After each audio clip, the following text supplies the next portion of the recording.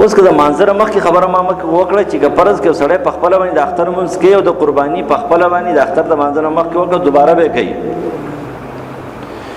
خو که فرض کې سړی داسې دی چې هغه په بانډه کې دی نو په بانډه کې نور راوخته کراهیت نه وتلو نو بیا قرباني کولی شي. او بله مسله داره کوشش دا کوئ چې ګوره د ورځې قرباني کوئ، شپې ته مه پرېږدئ. د شپې قرباني چې کومه دی نو دا مکروه ده، کراهیت دی پکې. قرباني د ورځې پکې په رڼا کې کوه. داسې چل بازي خلک یې داسې چل ول کوي. د اختر په ورځ باندې د نورو خبرو څه ضرورت نشته دی. وایي د اختر مونځ دې وکړو نو سیده د قربانو اهتمام کوه. ته چې کومه دی نو په سلام علیکم سلام علیکم ورپسې شي.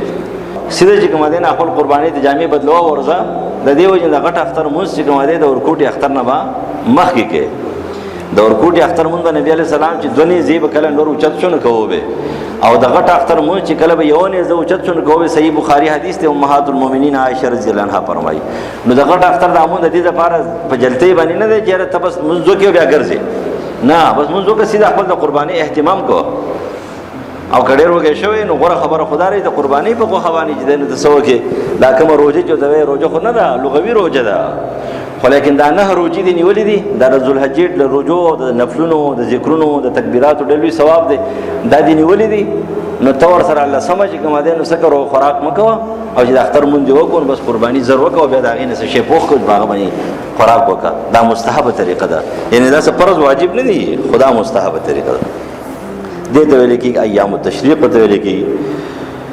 بیا چې کله ته ذبح کوې نو قبله رخ به چې کومه دی نو هغه قبلې ته به مخکې دا مستحب دي. او دا دعا ولوستل دا مستحب دي. که فرض که سړي له دا نه ورځي نورې دعاګانې مې شته لکه بسم الله والله اکبر اللهم هذا منك ولک، یا بسم الله الله اکبر. دا الفاظ خو آسان دي که نه. د دې نه علاوه دا دعا مستحب دعا غوره دعا داره چې انی وجهت وجهي الذي فطر السماوات والارض حنیفا وما انا من المشرکین ان صلاتي ونسكي ومحياي ومماتي لله رب العالمين لا شريك له بذلك وامرت وانا اول المسلمين بسم الله والله اکبر. دا دعا غوره دعا ده. یادول غواړي، یادول آسان کار دی، خو څوک یادوي نه. جو توجه وکړه په خپله یادېږي، خو ته توجه نه کړې نو څنګه به یادېږي. نو دا توجه چې کومه دی نه سره دا پکار ده. بیا د هغې نه علاوه اوس ذوالحجه شروع کېږي به. نو چې ذوالحجه کله سپوږمۍ وخیږي او نوي شي نو بیا اذا رأیتم الهلال ذي الحجه واراد احدكم ان يضحي فليمسك عن شعره واصفاره حتى يضحي.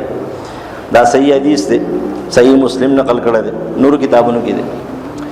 کله چې د ذوالحجې د غټ اختر دا میاشت چې ده یو دا ده، یو ورپسې ذوالحجه ده چې کومه موږ پکې اختر کوو.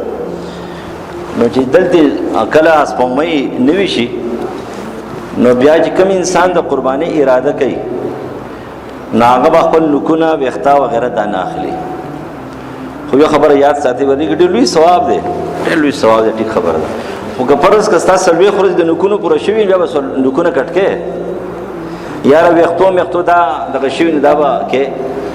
او فقها نقل کوي محدثین حضرات که فرض که څوک قرباني نه کوي او هغه هم د 10 ورځې داسې پاتې شي نو هغه ته به هم ثواب میلاو شي نو ودې کېږي. خو لیکن یو خبره یاد ساتئ چې یو سړی دی اوس هغه دومره لوی ګناه کوي، ګناه کبیره کوي. تاسو ته پته را خفه کېږئ ما ګیره خرول ګناه کبیره ده او دې قربانۍ له ګیره پرېږدي.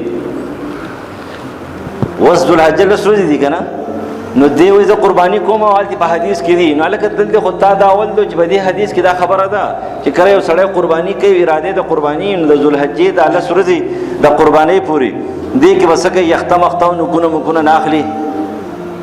نو یو سړی د هغه ګیره خرئ او هغه وایي چې هلکه راشه زه ذوالحجې ګوره دا ګناه ده ځکه ته یو کبیره کوې او د کبیره نه پاسې بله کبیره وکړه چې ته خپلې قربانۍ دپاره په دې باندې عمل کوې او د پیغمبر غټ سنت دې بسین باندې لاغو کړو او ګیره پرېښودل ګوره سنت نه واجب دی، واجب و.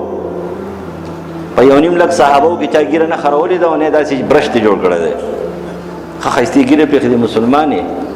ګیره خو نبي علیه السلام فرمایي دا د انسان دپاره، مسلمان یوازې نه د انسان سړي دپاره حسن دی.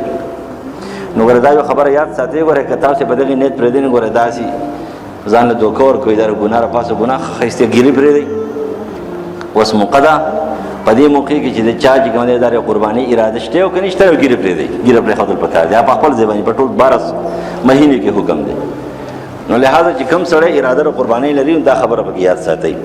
اب څه کوي به دا کوي